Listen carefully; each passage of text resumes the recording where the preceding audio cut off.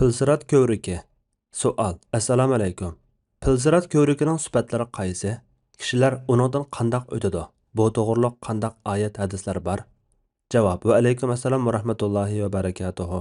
Barliq hamd sanolar Janobi Allohga bo'lsin. Durud va salomlar payg'ambarimizga, u zotning ali tavobatlarga, ashablarga va u zotga toki qiyomatgacha ergashganlarga bo'lsin. Pilsirat do'zax ustiga qo'yilgan bir ko'rik bo'lib, bu ko'rikdan mu'min bilan kafir o'tadi. Mu'min o'tib jannatga, kafir bo'lsa o'tolmay do'zaxga tushib ketadi. Bandalarning siratdan o'tishidagi hikmat shuki, mu'minlarning do'zaxdan qutuldiganligi namoyon bo'lish, billa o'tgan mu'minlarning qutulib ketishi bilan kafirlarga hasrat nadomat bo'lishdir. Pilsirat yoki Qur'onda kelgan ibora bo'yicha sirat Qur'on va hadislarda kelganlik uchun e'tiqod qilish kerak bo'lgan g'aybiyat qatoridan hisoblanadi. Uni inkor qilgan kishi kafir bo'lib ketadi. Oyat hadislardan dalillar. Sizlarning ichinglardan do'zaxga bormaydigan biror kishi qolmaydi. Bu Parvardigorining o'zgarmas hukmidir. Andan taqvodorlarni jahannamdan qutqizamiz. Zolimlarni jahannamda tizlanib o'ltirgan holda qo'yamiz. Maryam surasi 71-72 oyatlar. Bu oyatdagi vurud degan so'zdan maqsad do'zaxga kirishmi yoki ustidan o'tishmi? Bu haqda salaf olimlar o'rtasida ko'z qarash o'xshash emas. To'g'ri qarash vurud degan so'zdan maqsad oldiga berish, siratdan o'tish bo'lib, bu do'zaxga kirish emas. Ibn Mas'ud radhiyallohu anhu, Hasan Basri, Qatada qatorliqlar shundoq tafsir qilgan. Bu o'tishning o'zi Alloh taolaning yuqorqi oyatda qilgan qasmini buzmaydigan darajada do'zax ustidan o'tib ketishdan iboratdir. Abu Hurayra radhiyallohu anhu rivoyat qiladi-ki, Rasululloh sallallohu alayhi va sallam mundaq degan: Qaysi bir musulmonning 3 bolasi o'lib ketgan bo'lsa, do'zaxga kirmaydi. Faqatla Alloh taolaning qasmi buzilmaydigan tariqada ustidan o'tib ketadi.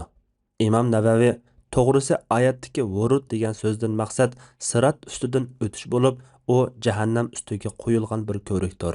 Natijada do'zax ahli uningga tushib ketadi, boshqalar o'tib ketadi deydi. Jabir radhiyallohu anhu rivoyat qiladi-ki, Ummu Bishir menga mundaq so'zlab bergan. U Rasululloh sallallohu alayhi va sallamning Hafsaning qashida do'zaxga daraxt ostida bay'at qilganlardan hech kim kirmaydi deganligini anglagan. Hafsa "Yo'q, kirdi ya Rasululloh" dedi. Rasululloh uningga "Kaydi." Hafsa "Sizlarning ichinglardan do'zaxga bormaydigan biror kishi qolmaydi" degan oyatni o'qib edi.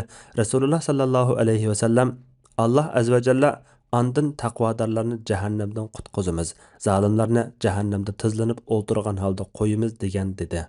Siratqa yana Yasin 66-oyat bilan Saffat surasi 23-oyatlardagi sirat so'zimi dalolat qiladi.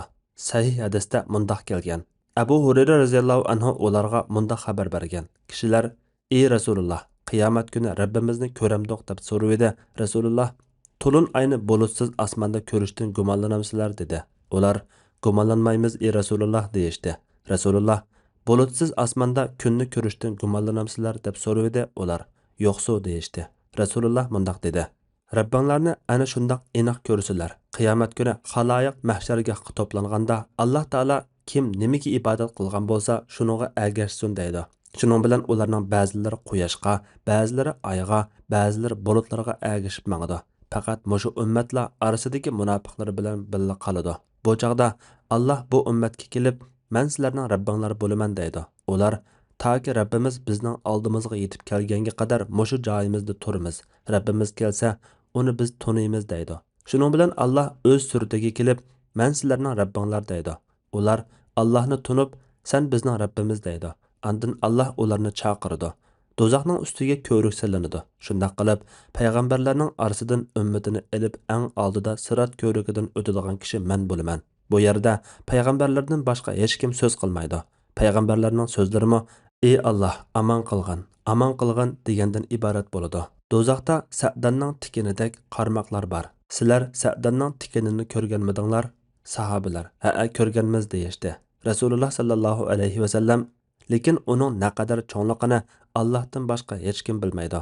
Qarmoqlar kishilarning qilmishlariga qarab ilib oladi. Ulardan qilmishlari tufaylidan halok qilinganlarmi, qichayning donisidek chechib o'tilgandan keyin qutulganlarmi bor.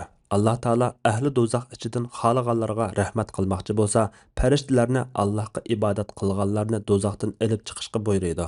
Farishtalar ularning peshonasidagi sajda izlaridan Allohga ibodat qilganligini tunib, ularni do'zaxdan ilib chiqadi.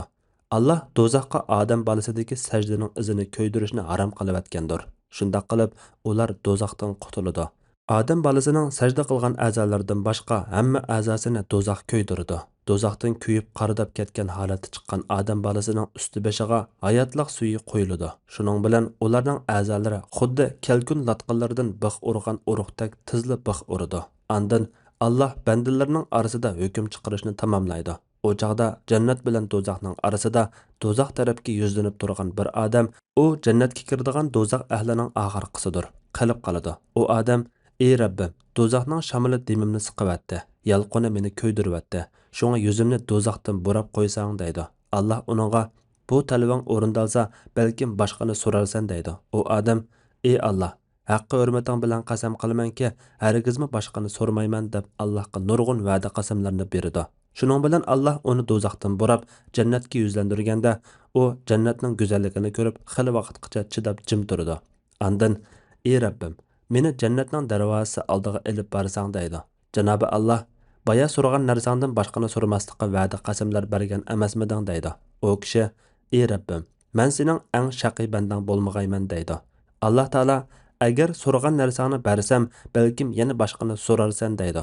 U kishi: "Yo'q Rabbim, haqqi hurmating bilan qasam qilamanki, uningdan boshqa narsa so'rmayman" deb Allohga nurg'un va'da qasamlarni berdi. Allah uni jannatning darvozasi oldiga ilib bordi.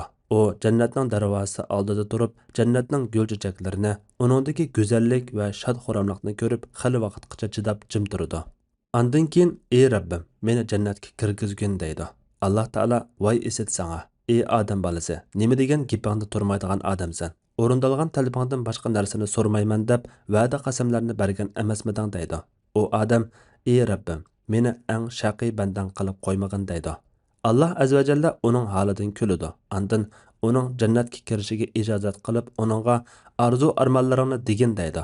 U arzu-armonlarni aytib, Rabbidan tilab arzu-armoni faqat qolmagan chaqda Allah azza va jalla uningga ma'u-ma'ularni arzu qilgin deb uning yodiga solib qo'ydi. Oxir uning arzu-armonlari tugab qolganda, Allah uningga: "Bu aytgan hamma arzu-armonlaring sening bo'lsin. Yana uning bilan bir hassi billa bo'lsin" deydi. Abu Said al-Xudri radhiyallohu anhu mundaq degan: "Menga yetib keldiki, ko'rik qildinmi inchika, qilishning besidinmi o'tkir." Imom Navaviy deydi: "Bu hadisda siratni isbotlash bor bo'lib, haq ahlining mazhabi uni isbotlashdir. Salaf uni isbotlashda birdak ijmo qilgandir. U do'zax ustidagi bir ko'rik bo'lib, barliq insonlar uning ustidan o'tadi. Mu'minlar bo'lsa, o'zlarining ahvollari, martabalariga yarasha qutulib ketadi. Boshqalar uniga tushib ketadi. Karim Allah bizni uningdan saqlag'ay." Bizning mutakallimlar va salaflardan bo'lgan ustozlarimiz Abu Said al-Xudri radhiyallohu anhu mushu babda rivoyat qilgan hadisda kelgani bo'yicha sirat qildinmi inchika, qilishning besidinmi o'tkir deb qaraydi. Vallohu taala a'lam. Siratning ba'zi tafsiliy sifatlarida olimlarning qarashlari o'xshash emas, lekin bizning e'tiqod qilishimiz kerak bo'lgani shuki, oxiratda sirat degan narsa bor. Kishilar dunyodagi amallariga qarab siratdan o'tish ahvoli o'xshash bo'lmaydi. Ular ikki guruh bo'lib, biri siratdan do'zaxga tushib ketishdan qutulib qoladi, yana biri uningga tushib ketadi.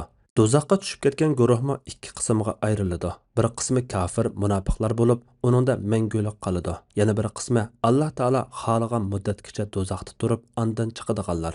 Ular bo'lsa mu'minlarning asiylaridir. Do'zaxdan o'tish tezligi ba'zi hadislarda lappida qarag'onga, shamolga, uchar qushqa, duldulga o'xshatilgan bo'lsa, ba'zilari yugurib, ba'zilar mengib, ba'zilar o'miligan holda o'tadi deyilgan.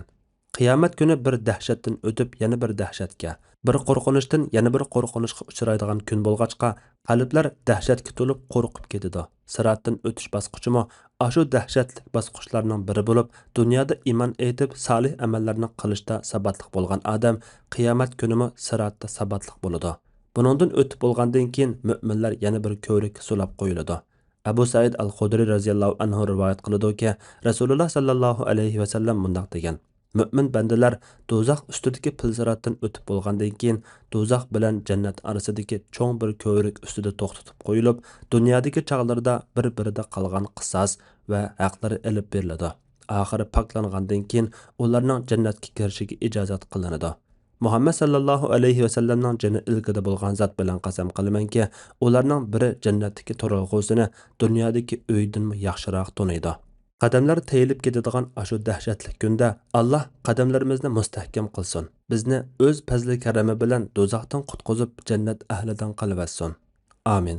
Allah eng to'g'risini bilguchidir. Fatvoda Dr. Abdul Aziz rahmatullah. Fatvolar majmuasi 1-tom, 20 numurliq fatvo.